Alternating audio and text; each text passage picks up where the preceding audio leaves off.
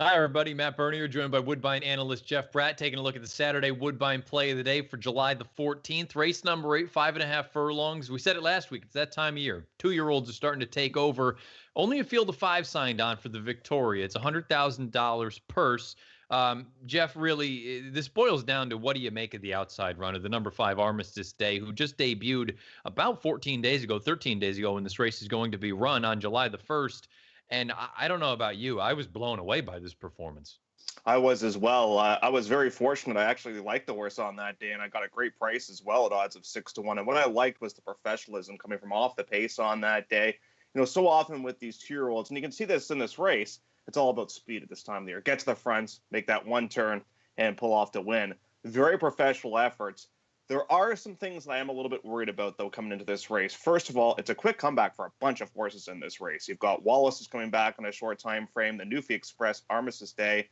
And here at Woodbine on Queen's Plate weekend, when this horse ran back on June the 30th and July the 1st, it was well over 100 degrees Fahrenheit, too. So how much did the weather take out of these horses?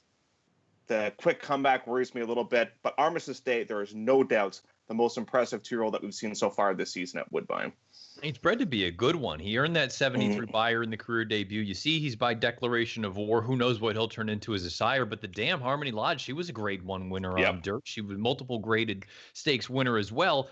You brought up an interesting piece, the fact that they're wheeling this horse back as quickly as they are. Barb Minchell, just last year, we don't have to go too far to find a 2-year-old that she was willing to send to Saratoga. I believe her name was Dream It Is. Correct. Who ended up going and winning that big race on opening day, the Schuylerville. Are you a little bit surprised they didn't try something like that and are going to wheel him back in 2 weeks?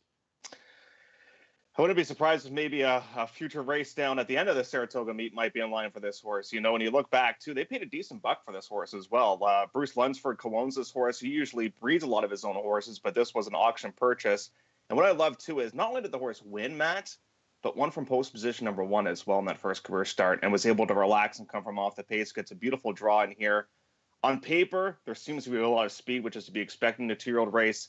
The question mark horse in the race is Crawl from the Bar. How do we handle this Norm McKnight first-time starter who's been working bullets getting ready for this engagement?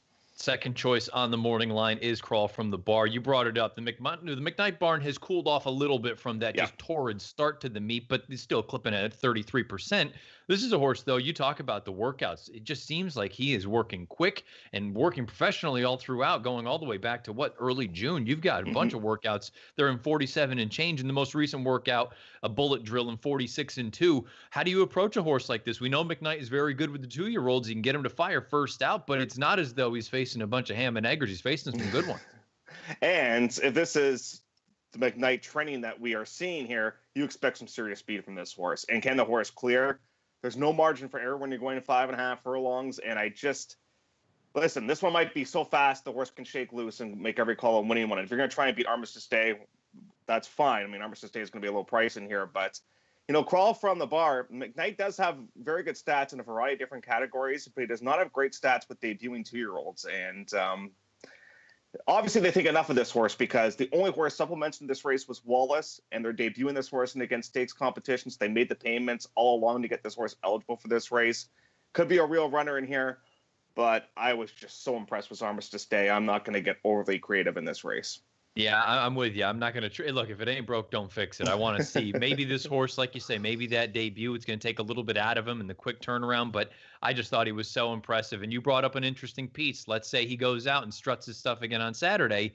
Maybe you're thinking down the road for a race like the Hopeful up at Saratoga, 7/8 of a mile to wrap things up. So Jeff and I, we're not going to get too cute. He's 3 to 5 on the morning line, but the 5 Armistice Day, he looks like he could be a stone cold runner. We'll find out if he can back up that smashing debut with a stakes victory here in the Victoria. Race number 8 on Saturday at Woodbine. It is the Saturday Woodbine play of the day, and scheduled post time for race number 8 is 5 o'clock Eastern. Best of luck.